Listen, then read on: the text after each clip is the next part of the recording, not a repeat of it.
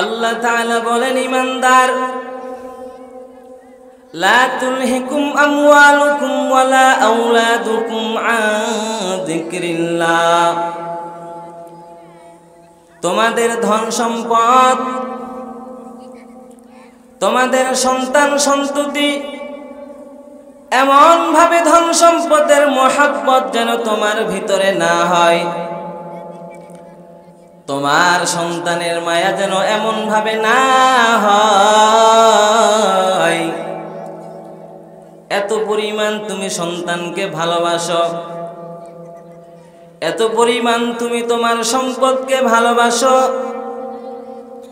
এই সম্পদের ভালোবাসা, সন্তানের ভালোবাসা যেন আল্লাহর স্মরণ থেকে তোমাকে গাফিল করে না দেয়। কারণ আমাদের সম্পদ, আমাদের সন্তানের ভালোবাসা আল্লাহর স্মরণ থেকে যদি আমাদের গাফিল করে দেয়, তাহলে আমরা ক্ষতিগ্রস্ত হয়ে যাব। আল্লাহ তাআলা কি বললেন? যে তোমরা দুনিয়ার পেছনে এমন ভাবে দৌড়াইতেছ যে আল্লাহকে স্মরণ করার মতো সময় তোমার হয় না, অথবা তোমার ছেলে মেয়ে সন্তানদেরকে এত পরিমাণ ভালোবাসো যে তুমি টাইম মতো নামাজেও যাইতে পারো না। এখানে এই আয়াতের ব্যাখ্যায় আমি আপনাদেরকে বলি, বিভিন্ন মুফাসসিরগণ এই আয়াতের ব্যাখ্যা করেছেন এভাবে যে আল্লাহর স্মরণ থেকে একটা মানুষ গাফেল হয়, এই আয়াতের তাফসির কি? বলেন, এই আয়াতের তাফসির হলো আল্লাহর স্মরণ থেকে গাফেল হওয়া মানে 5 ওয়াক্ত নামাজ না পড়া। আমার কথা বুঝে থাকলে বলেন, আল্লাহর স্মরণ থেকে গাফেল হওয়া মানে কি? 5 ওয়াক্ত নামাজ না পড়া। আরেকজন মুফাসসির বলেন, আল্লাহর স্মরণ থেকে গাফেল হওয়া মানে যাকাত না দেওয়া। আরেকজন মুফাসসির বলেন, আল্লাহর স্মরণ থেকে গাফেল হওয়া মানে হজ না করা। হাসান বসরি রহমতুল্লাহ আলাইহি বলেন, আল্লাহর স্মরণ থেকে গাফেল হওয়া মানে ইসলামের বিধিবিধানগুলো আল্লাহ এবং রাসূলের আনুগত্য না করা। তাহলে এই আয়াতের মাধ্যমে আমরা জানতে পারলাম আনুগত্যের ভিতরে নামাজ শামিল, আনুগত্যের ভিতরে যাকাত শামিল, আনুগত্যের ভিতরে হজ শামিল। ইসলামের যত বিধিবিধান আছে, হালাল হারাম, জায়েজ নাজায়েজ, তাকওয়া, সবগুলোই আনুগত্যের ভিতরে ঢুকে গেছে। এজন্য রাহমাতাল লিল আলামিন বলেন, উম্মত, ব্যবসা বাণিজ্য করা তোমার জন্য ইবাদত,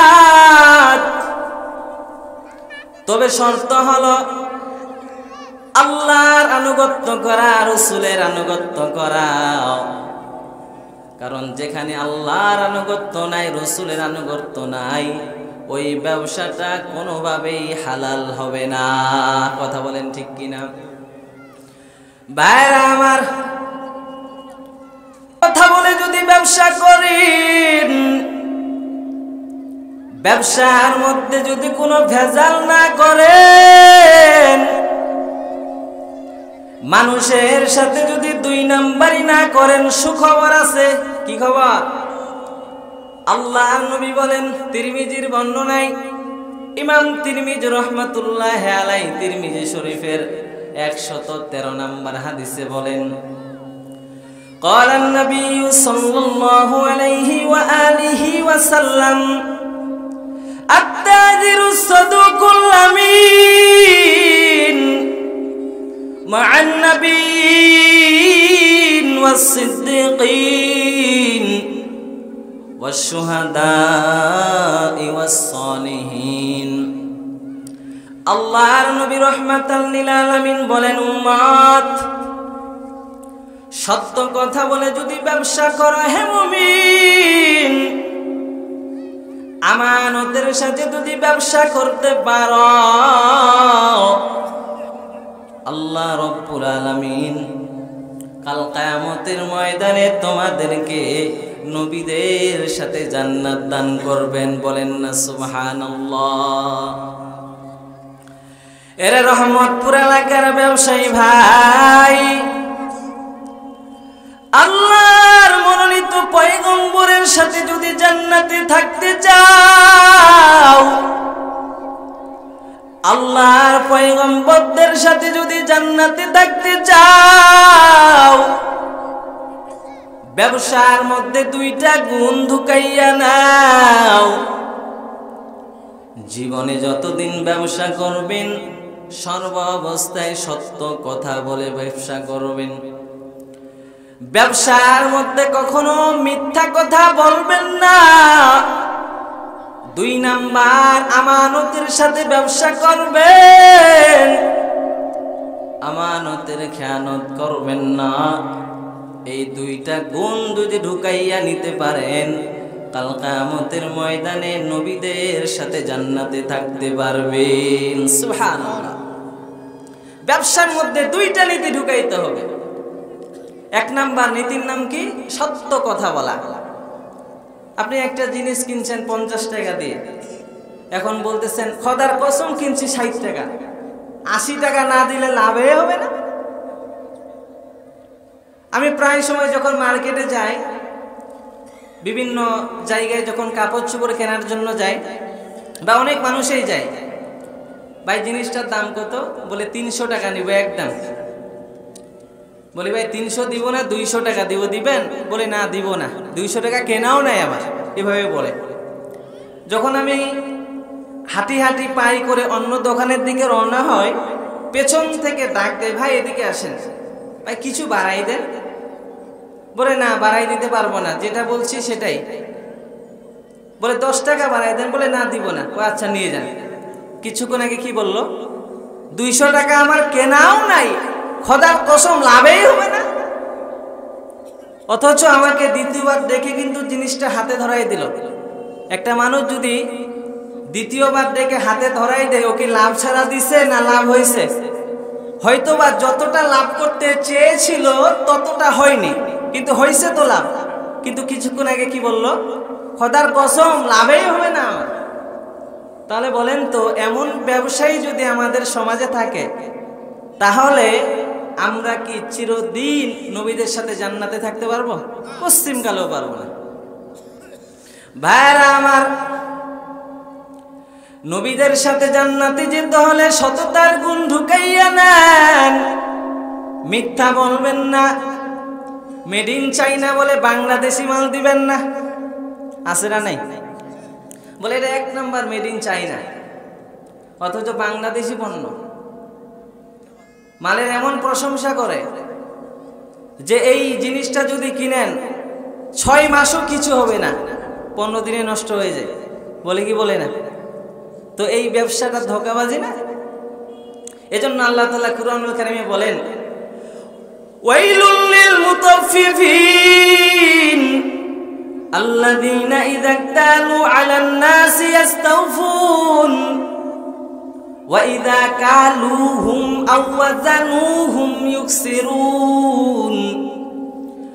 আল্লাহ তাআলা বলেন, ব্যবসায়ীরা অনেক প্রকার হয়। কোন ব্যবসায়ী পণ্যের মধ্যে ভেজাল দেয়, আবার কোন ব্যবসায়ী ওজনে কম দেয়। আছে না নাই? ওজনের মধ্যে ভেজাল। এক দোকানে আলুর কেজি 80 টাকা, আরেক দোকানে যাই 75 টাকা। বলে কাহিনী কি? একই জিনিস দোকানও পাশাপাশি, এক দোকানে 80, এক দোকানে 75। কারণটা কি? বলে কারণ কি, যেই জায়গায় 75 5 গ্রাম 10 গ্রাম কম দিয়ে দেয়। কি করে? 5 গ্রাম 10 গ্রাম কম দিয়ে দেয়। তো 5 গ্রাম 10 গ্রাম কম দিয়ে দিলে তো ওই 80 হলো, ঠিক কিনা?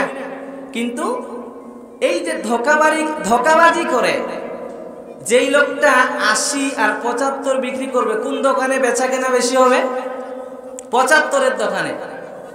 75-এর দোকানে যদি বেশি কেনা বেচা হয়, মানুষ কি 80-র জায়গায় যাবে না 75-এর জায়গায় যাবে? 75-এর জায়গায় কেনা বেচা বেশি হবে, এজন্যই সে ধোঁকাবাজি করে। আর ধোঁকাবাজি ব্যবসা করা ইসলাম ধর্মে জায়েজ নাই। হাদিসের মধ্যে আমাদের নবী সাল্লাল্লাহু আলাইহি ওয়াসাল্লাম বলেন, ক্বালা রাসূলুল্লাহ সাল্লাল্লাহু আলাইহি ওয়া আলিহি ওয়াসাল্লাম, মান গাসসানা ফালাইসা মিন্না। এরে রহমতপুর এলাকার মুসলমান, আমি বানায়া বলতেছি না রে বাবা। আপনারা মনে করতেছেন বানায়া বানায়া বলি, না না, আল্লাহর কসম, এরে এলাকার মুসলমান, একটা কথাও বানায়া বলি নাই। যা বলি নবীর হাদিস থেকেই বলি। নবী বলেন মান গাসসানা ফালাইসা মিন্না। যেই লোকটা আমাদের সাথে ধোঁকাবাজি করবে, আই মিন মাযহাবিনা, আই মিন ইসলামিনা, ওই লোকটা আমাদের মাযহাবের নয়, ওই লোকটা আমাদের ধর্মেরই নয়। কি বললেন? যেই লোকটা প্রতারণা করবে, ধোঁকাবাজি করবে, এই লোকটা আমাদের ইসলাম ধর্মের লোক নয়, সেটা অমুসলিম হয়ে গেছে। রাহমাতাল লিল আলামিন মদিনার বাজারে রওনা হইছি।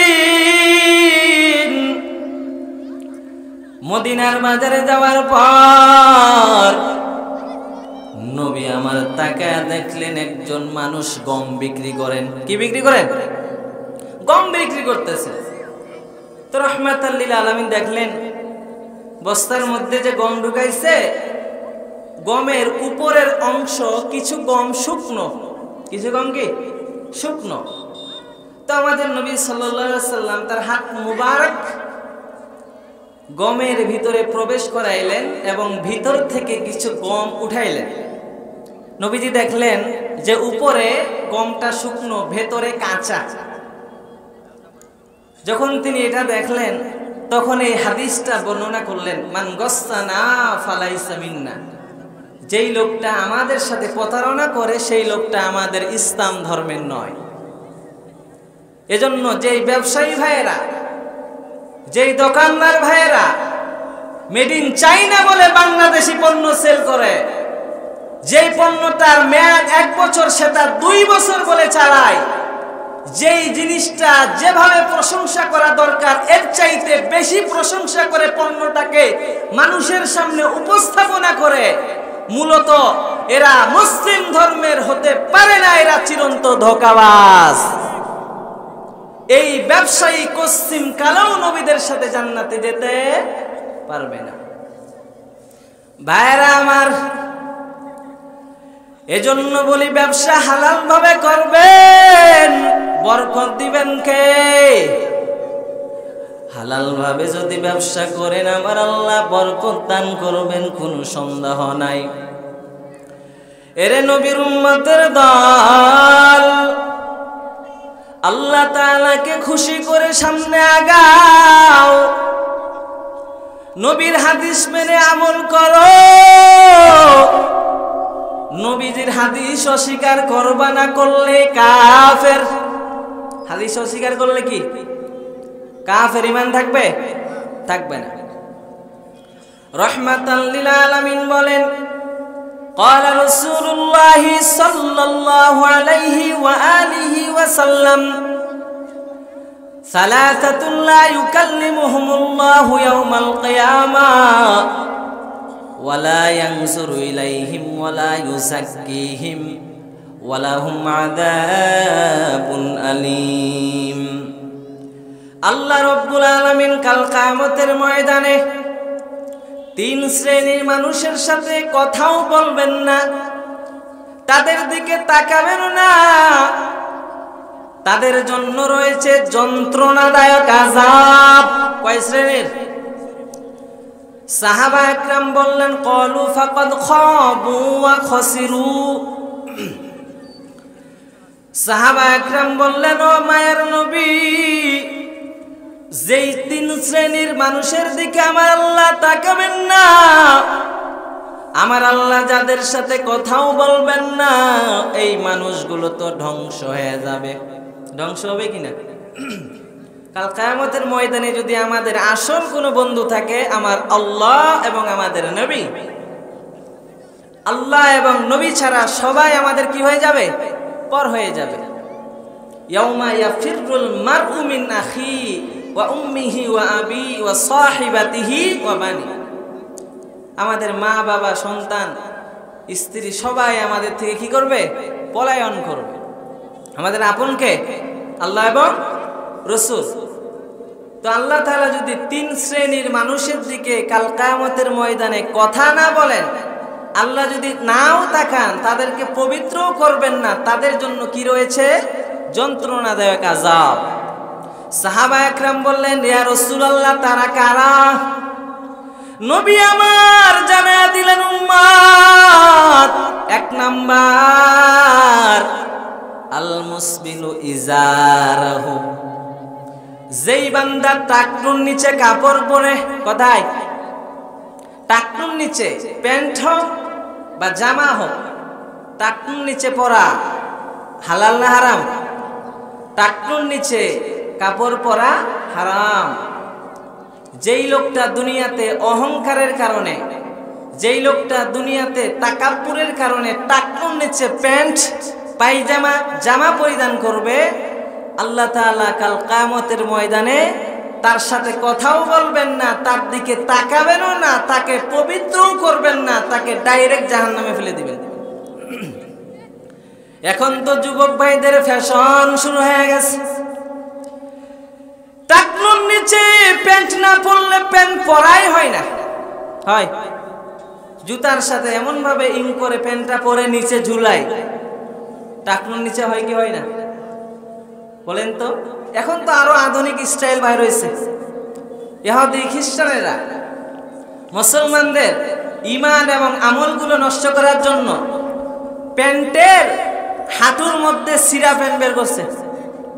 নাই সিরা প্যান্ট, এটা বলে এখন স্টাইল বা ফ্যাশন হয়ে গেছে। আমার কথা বুঝে থাকলে বলেন, নারীদের পর্দার বিধান আর ছেলেদের পর্দার বিধানের মধ্যে কিছু পার্থক্য আছে না নেই? ছেলেরা তাদের একটা সতর আছে যে হাঁটুর নিচ থেকে, গলা থেকে হাঁটুর নিচ পর্যন্ত পড়তে হবে, কি হবে না? হাঁটুর উপরে না হাঁটুর নিচে? এখন তো আধুনিক ফ্যাশন, হাফ প্যান্ট পরে পলাবান ঘুরে ঘুরে, কি ঘুরে না? হাফ প্যান্ট পরে ওপেনলি চলতেছে রাস্তাঘাটে। হাফ প্যান্ট এটা বের করলো কে? ইহুদি খ্রিস্টানেরা। কেন? বলে মুসলমানদের সতর হলো হাঁটু ঢেকে রাখা ফরজ, হাঁটু দেখা গেলে এটা হালাল হবে না, জায়েজ হবে না, এটা হারাম কাজ করবে।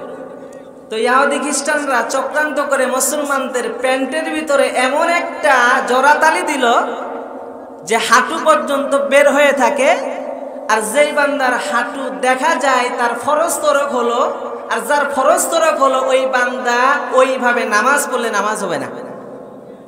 এখন এটা বের হয়েছে কি হয় নাই? হাঁটু চিরা প্যান্ট আছে না নাই?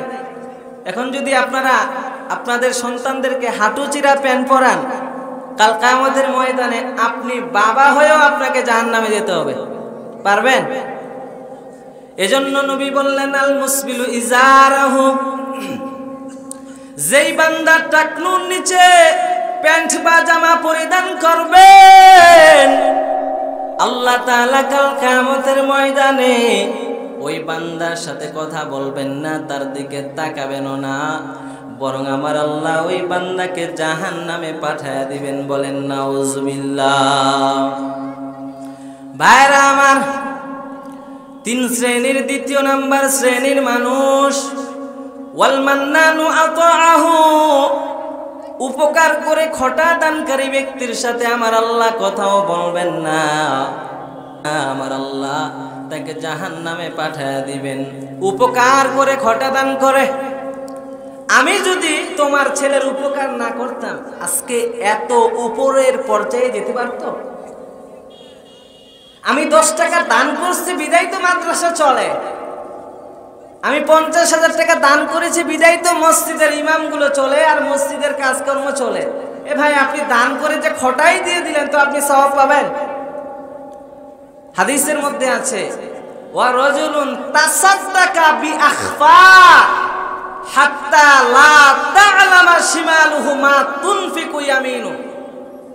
এমন ভাবে দান করো, ডান হাত দান করলে বাম হাত জানবে না, বাম হাত দান করলে ডান হাত জানবে না। আর আমি যদি বলি 50,000 দান করছি বিদায় মসজিদে টাইলস হইছে, আমার টাকা দিয়ে মসজিদ চলে, মসজিদের ইমাম আমার টাকা দিয়ে আমি বেতন দেই, বলেন তো এই দান করাটা কোনো কাজে আসবে?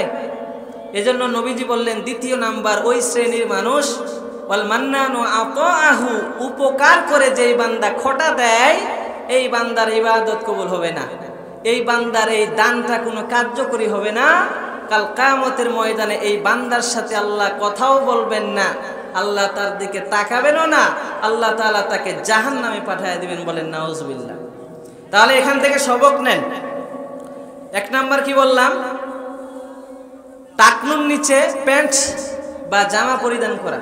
আমি যেগুলো কথা আপনাদের সামনে উপস্থাপনা করছি প্রত্যেকটা দলিল ভিত্তিক আলোচনা করার চেষ্টা করছি, তারপরেও আপনারা এখান থেকে শিক্ষা নেবেন। বয়ান শোনার উদ্দেশ্য কি? আমল করা। কি করা? আমল করা। সারা রাত যদি বয়ান করি, সকালবেলা যদি মনে একটাও না থাকে, তো এই বয়ান শোনার কোনো দাম আছে? এর চাইতে যদি ঘুমাই যায়, ফজরের নামাজটা জামাতে পড়ি, তাও লাভ আছে। এজন্য শিক্ষা নিতে হবে আমলের নিয়তে। কিসের নিয়তে? আমলের নিয়তে। 3 নাম্বার ওয়াল মুনাফিকু সিলআতাহু বিল হালফিল কাযিব, মিথ্যা কসম করে যেই বান্দা পণ্য বিক্রি করে এই বান্দার সাথে আল্লাহ কাল কিয়ামতের ময়দানে কথা বলবেন না। আলোচ্য বিষয়টা কি ছিল? ব্যবসার ফজিলত এবং একজন মুসলিম ব্যবসায়ীর করণীয়। ব্যবসায়ী যদি মিথ্যা কসম করে পণ্য বিক্রি করে আল্লাহ তার দিকে তাকাবেন না। ও মুসলমান, আপনি শাক বিক্রি করতে গেছেন, আপনি আলু বিক্রি করতেছেন, করলা বিক্রি করতেছেন, শার্ট প্যান্ট গেঞ্জি ইত্যাদি বিক্রি করতেছেন, আপনি মিথ্যা কসম কেন খাবেন? আপনি বলতে পারেন ভাই আমার পোষাচ্ছে না, আমি এই দামে দিব না, সেটা ভিন্ন কথা। কথা বলেন না, আমার পোষায় না, আমি এই দামে দিব না। আপনি কেন বললেন যে আমি 200 টাকায় কিনছি, আমাকে 300 টাকা দিতে হবে, অথচ আপনি কিনছেন কয় টাকা? 120 টাকা। আপনি কেন মিথ্যা কথা বললেন? ভাইরা আমার, এজন্য রাহমাতাল লিল আলামিন বললেন ওয়াল মুনাফিকু সিলআতাহু বিল হালফিল কাযিব। ও দুনিয়ার উম্মাত, মিথ্যা কথা বলে পণ্য বিক্রি করবি না, সর্ব অবস্থায় সত্য কথা বলবি, মিথ্যা বলবি না রে মুসলমান। বুখারীর বর্ণনায় এসেছে রাহমাতাল লিল আলামিন বলেন আইয়ুব আলাইহিস সালামের ঘটনা উল্লেখ করেছেন। আল্লাহর মনোনীত পয়গম্বর আইয়ুব একদিন দুপুরবেলা গোসল করতেছেন। গোসল করার জন্য যখন হাম্মামখানায় যায়, এমন সময় বৃষ্টি পড়ার আওয়াজ শুরু হয়ে গেল। এমন সময় ঝরঝর করে বৃষ্টি পড়তেছে। আইয়ুব আলাইহিস সালাম হঠাৎ করে তাকাইয়া দেখেন আজকে আসমান থেকে সাধারণ কোনো পানি নাই, আসমান থেকে স্বর্ণের বৃষ্টি পড়া শুরু হয়েছে। আজকের বৃষ্টির ফোঁটা পানি নয়, স্বর্ণ। আইয়ুব আলাইহিস সালাম গোসল রেখে স্বর্ণটা জমা শুরু করলো। স্বর্ণের বৃষ্টিগুলো নিয়ে, স্বর্ণগুলো নিয়ে জমাইতে শুরু করলেন। আল্লাহ তাআলা ওহী প্রেরণ করলেন, আইয়ুব, আমি আমার যত নিয়ামত আছে আমি দান করেছি, আমি তোমারে কোনো অভাব দেই নাই, আমি তোমাকে কোনো অভাব অনটনে রাখি নাই, আমার সব নিয়ামত আমি তোরে দান করছি। তারপরেও তোমার লালসা গেল না কেন? কি বললেন? এত নিয়ামত তোমাকে আমি দান করলাম, তুমি একজন নবী, সবকিছু তোমাকে দান করলাম, এখন বৃষ্টি পড়তেছে স্বর্ণের, তুমি গোসল বাদ দিয়া তুমি স্বর্ণের বৃষ্টি জড়ানো শুরু করছো। তো আইয়ুব আলাইহিস সালাম চমৎকার একটি জবাব দিয়েছিলেন। আইয়ুব আলাইহিস সালাম বলেন, বালা ওয়া ইজ্জাতিক ওয়ালাকিন লা গিনা বি আন বারাকাতিক। আইয়ুব আলাইহিস সালাম জবাব দেয়, দয়াল মালিক, আপনি আমাকে এমন কোন নিয়ামত নাই দেন নাই। আয় আল্লাহ, আপনার সব ধরনের নিয়ামত আমাকে দান করেছেন। আপনার দেওয়া পানি, আপনার দেওয়া বাতাস, আপনার দেওয়া হাওয়া, সব কিছু আপনি দান করেছেন। তবে ও দয়ার মালিক, এই স্বর্ণের বৃষ্টি সাধারণ কোনো বৃষ্টি নয়। ও আল্লাহ, আপনি আমাকে স্বর্ণের বৃষ্টি দিবেন আর আমি আইয়ুব তামাশা দেখবো, এটা হতে পারে না। কি বললেন?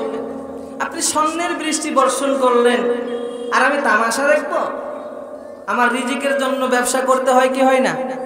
আমার স্বর্ণ দরকার আছে না নাই? আল্লাহ, তুমি যেহেতু দিচ্ছ, তোমার রহমত থেকে আমি কিভাবে নিজেকে পিছিয়ে নিব? তুমি দিচ্ছ, ভরপুর নিব। অনেকেই বলে যে এত টাকা করবে কি, এত টাকা কামাই করার কি দরকার? টাকার দরকার নাই মানে? টাকা যত কামাই করবো বেশি আল্লাহর রাস্তায় বেশি সহযোগিতা করব, যত বেশি উপার্জন করব আল্লাহর পথে বেশি বেশি দান করব। এজন্য আইয়ুব আলাইহিস সালাম বললেন, বালা ওয়ালাকিন লা গিনা বি আন বারাকাতিক। আল্লাহ, আপনার রহমত থেকে আমি নিরাশ হতে চাই না। আপনি যা দিবেন মন খুলে নিব আর আপনার শুকরিয়া আদায় করব। বলেন না সুবহানাল্লাহ। সময় দেওয়া বাধা, মাত্র 5 মিনিট, লম্বা কোনো সময় নেই। আলোচনা করার অনেক আবেগ ছিল। তো যাই হোক, যতটুকু করছি বিষয়ের উপর করার চেষ্টা করেছি। আর দুই একটা হাদিস বলে আমি আপনাদের থেকে বিদায় নেব।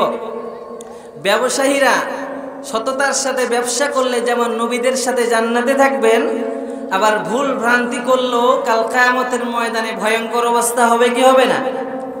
সুনানে ইবনে মাজার 2137 নম্বর হাদিস, রাহমাতাল লিল আলামিন বলেন, ক্বালা রাসূলুল্লাহি সাল্লাল্লাহু আলাইহি ওয়াসাল্লাম, ইন্নাত তুজ্জারা ইহশারুনা ইয়াওমাল কিয়ামাতি ফুজ্জারা ইল্লা মান ইত্তাকা ওয়া বাররা ওয়া সাদাকা। কাল কিয়ামতের ময়দানে সমস্ত দুনিয়ার ব্যবসায়ীদেরকে ফাসিক অবস্থায় উঠানো হবে, গুনাহগার অবস্থায় উঠানো হবে। ইল্লা মান ইত্তাকা ওয়া বাররা ওয়া সাদাকা। কিন্তু আল্লাহ তাআলা এই ব্যবসায়ীদের মাঝে কিছু ব্যবসায়ীকে বেছে নিয়েছেন, যেই ব্যবসায়ী যতদিন ব্যবসা করছে কোনোদিন মিথ্যা বলেন নাই, যেই ব্যবসায়ী সততার সাথে ব্যবসা করছেন, আমানতের খেয়ানত করে নাই, আল্লাহ পাক ওই ব্যবসায়ীগুলোকে বাছাই করে করে নবীদের সাথে জান্নাতে পাঠিয়ে দিবেন। বলেন সুবহানাল্লাহ। ভাইরা আমার, রাহমাতাল লিল আলামিন বলেন, মান বা'আইবান লাম ইউবাইয়িনহু লাম ইয়াজাল ফি মাকতিল্লাহ ওয়া লাম তাজালিল মালাইকাতু তালআনুহু। যেই বান্দা ভেজাল পণ্য বিক্রি করছেন, জেনে শুনে ভেজাল পণ্য বিক্রি করবেন, ওই বান্দার উপর আল্লাহর লানাত, ওই বান্দার উপরে ফেরেশতারা অভিশাপ দেয়।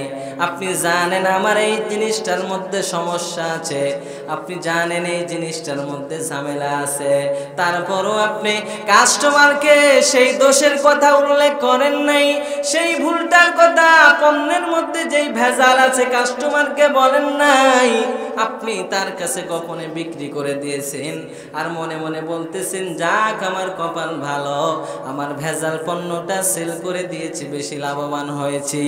আল্লাহর কসম, ও রহমতপুর এলাকার মুসলমান, হৃদয়ের কানটা দিয়ে শুনবেন, আল্লাহর কসম, এই ভেজাল পণ্য যদি বিক্রি করেন, কাল কিয়ামতের ময়দানে আল্লাহ রাব্বুল আলামিন আপনার উপরে অসন্তুষ্ট থাকবেন, ফেরেশতারাও আপনার উপরে লানত করবে, যার কারণে আপনি ফেরেশতাদের লানতের কারণে, আল্লাহর অভিশাপের কারণে আপনি জাহান্নামী হয়ে যাবেন।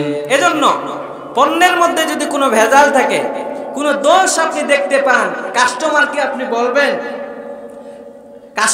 আপনি বলবেন যে ভাইজান, এই জিনিসটার মধ্যে আমার সমস্যা আছে, আপনি যদি নিতে চান নিতে পারেন, না হলে অন্যটা দেখতে পারেন। গোপন রেখে কোনো পণ্য বিক্রি করা কোনো মুসলমানের কাজ হতে পারে না। কথা বলেন ঠিক কিনা? সময় যেহেতু বাঁধা 5 মিনিট দিয়েছিল, 3-4 মিনিট চলেই গেল। তো দেখেন, আরেকটা হাদিস বলে আমি আপনাদেরকে আজকের আলোচনা শেষ করব। রহমাতাল লিল আলামিন বলেন, লা ইয়াহিল্লু মালুম রিম মুসলিমিন ইল্লা বিতিবি নাফসি। কোন মুসলমানের আন্তরিক অনুমতি ব্যতীত তার মাল হালাল হতে পারে না। হাদিসটা বুঝছেন? কোন মুসলমানের মাল তার আন্তরিক অনুমতি ব্যতীত কি হতে পারে না? হালাল হতে পারে না। আমরা প্রায় সময় গরুর বাজারে যাই কি যাই না? ভাই কত দাম? বলে গরু কিনলে 50,000 লাগবে। বলে ভাই 48,000 দিব। বিক্রেতা বলে না, 48,000 আমি কি করব না, দিব না। কই ভাই পারবেন, দেন দেন। দাম দর হওয়ার আগে দড়িটা ধরে টান দেয়, দেয় কি দেয় না? কথা বুঝে নাই মনে হয় আমার। দাম দর হওয়ার আগে দড়িটা ধরে টান দেব, হয়ে গেছে হয়ে গেছে।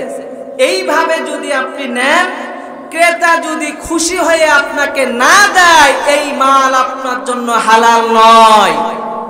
এজন্য রাসূলুল্লাহ বলছেন, লা ইয়াহিল্লু মালুম রিম মুসলিমিন ইল্লা বিতিবি নাফসি। কোন মুসলমানের আন্তরিক অনুমতি ব্যতীত তার মাল কখনো হালাল হতে পারে না। আরেকটা কথা বলেই শেষ করব। মুসলমান ভাই, মুসলমানদের দোকানের সাইনবোর্ড এমনটা হওয়া উচিত নয়, বিক্রিত মাল ফেরত নেওয়া হয় না। এটা কোনো মুসলমানের সাইনবোর্ড নয়। আপনার দোকানের সাইনবোর্ড চেঞ্জ করে ফেলবেন। দোকানে লিখবেন, পণ্যের মধ্যে কোনো দোষ দেখা দিলে ফেরত নেওয়া হয়। এই সাইনবোর্ড যদি লাগান, আল্লাহর নবী বলেন, মান আকালা নাদিমান সাফকাতাহু আকালাল্লাহু আসরাতাহু ইয়াউমাল কিয়ামা। কোন ব্যবসায়ী ভাই যদি তার দোকান থেকে কেউ কোনো পণ্য ক্রয় করে নিয়ে যায়, তারপরে কোনো কারণে যদি ফেরত দিতে হয়, দোকানদার ভাই যদি ফেরত নিয়ে নেয়, আল্লাহ পাক কাল কিয়ামতের ময়দানে তার অপরাধগুলো ক্ষমা করে দিবেন। বলেন না সুবহানাল্লাহ। সম্মানিত উপস্থিতি, আমার বড় ভাই মাওলানা দেলোয়ার হোসেন সিদ্দিকী উপস্থিত হয়ে গেছেন। ওনাকে রেখে আমি আর কথা লম্বা করতে চাই না। তো ব্যবসা সম্পর্কে যা কিছু আলোচনা করেছি, এগুলোর উপরে আমল করার চেষ্টা করব। কারণ ব্যবসা করাটাও আমাদের জন্য কি ইবাদত। তবে সত্য হলো, আল্লাহ এবং রসুলের বিধান আমাদেরকে মেনে চলতে হবে। আল্লাহ রব্বুল আলামিন যা কিছু আলোচনা করেছি, সর্বপ্রথম আমাকে এবং আপনাদের সবাইকে আমল করার তৌফিক দান করুক। ওয়ামা আলাইনা ইল্লাল বালাগ। ওয়া আসসালামু আলাইকুম ওয়া রাহমাতুল্লাহি ওয়া বারাকাতুহু। আলহামদুলিল্লাহ, খুব সুন্দর তথ্যবহুল আলোচনা উপহার দিয়েছেন।